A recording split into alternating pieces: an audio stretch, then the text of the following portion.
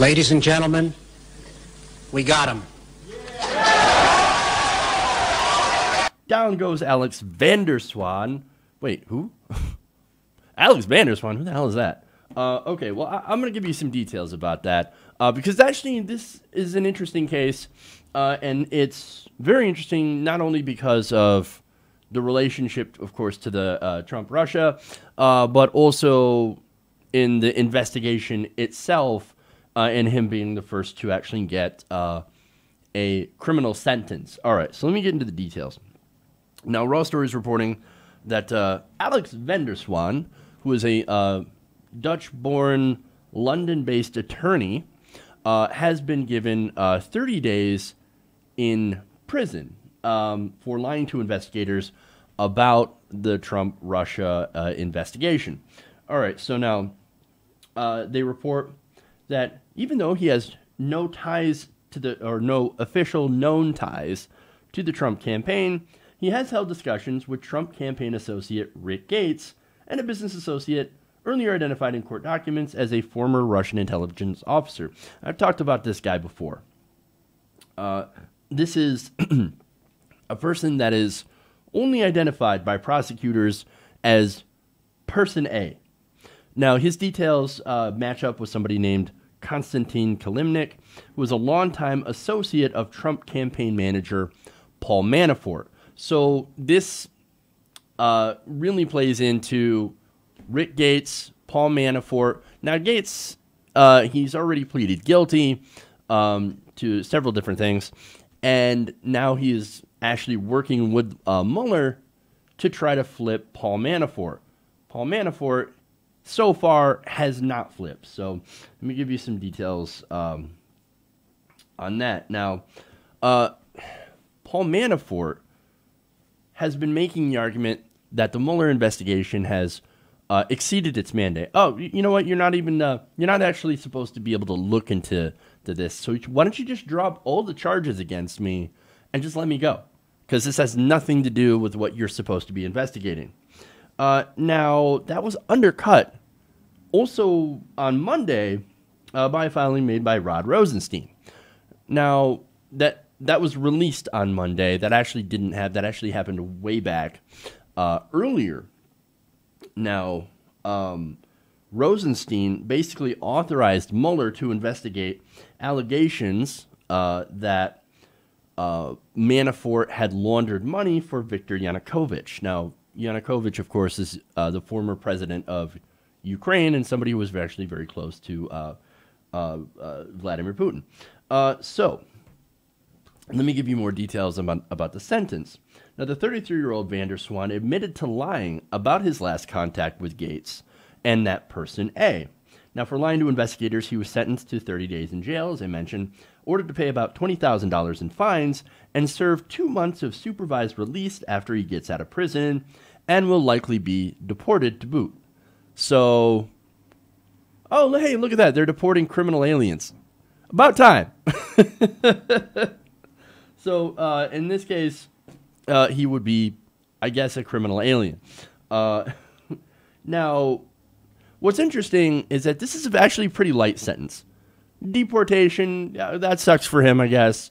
$20,000 fine, that would be pretty steep for any regular person, but apparently Zwaan has made a lot of money and has actually connections. I'll get to those connections in a minute, which also make this even more interesting. But first, 30 days in prison, I guess that's not too bad. Now, it turns out that his attorneys asked for a lenient sentence so that Zwaan could be with his wife during a difficult pregnancy, and Mueller's team offered no recommendations on a sentence. Man, I wish regular people could go and ask for, hey, man, look, my wife's going through a difficult time. She's having a difficult do you think you could reduce my sentence? Do you think they would ever do that for somebody who is, I don't know, on a drug charge, especially if they're a minority or they're poor on a drug charge? Oh, of course, that would never happen. Hell, a regular person lying to investigators would get the book thrown at them. But since Zwaan is presumably wealthy and connected and powerful, well, then he gets a slap on the wrist. And well, in this case, a deportation.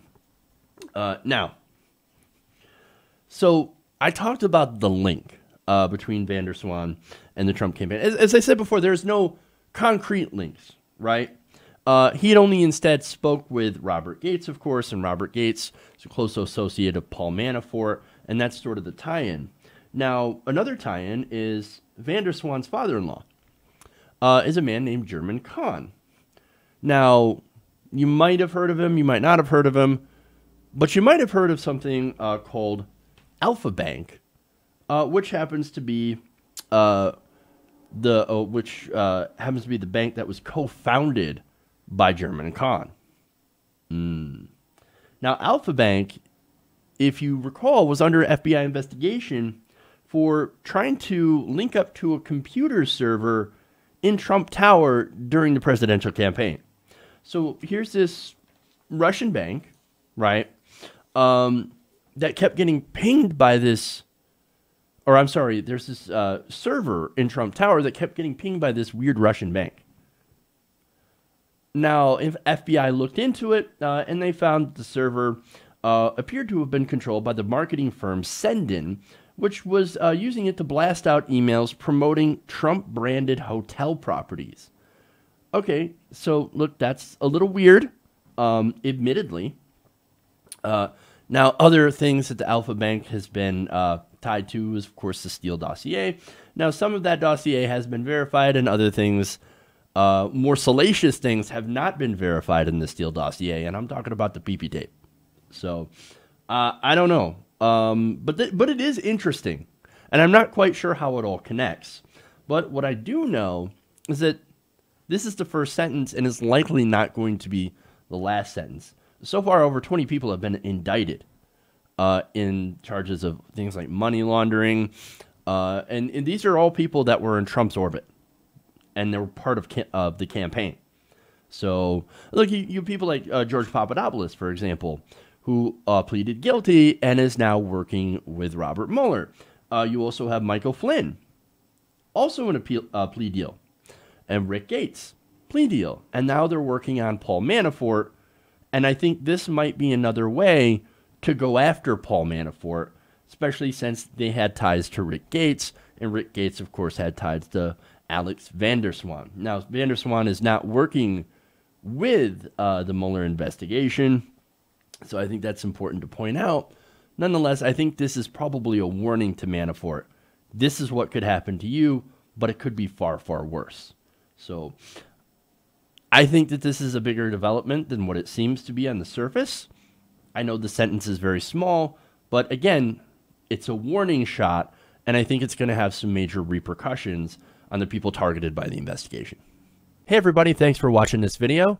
If you want to see more like this, please hit the subscribe button below.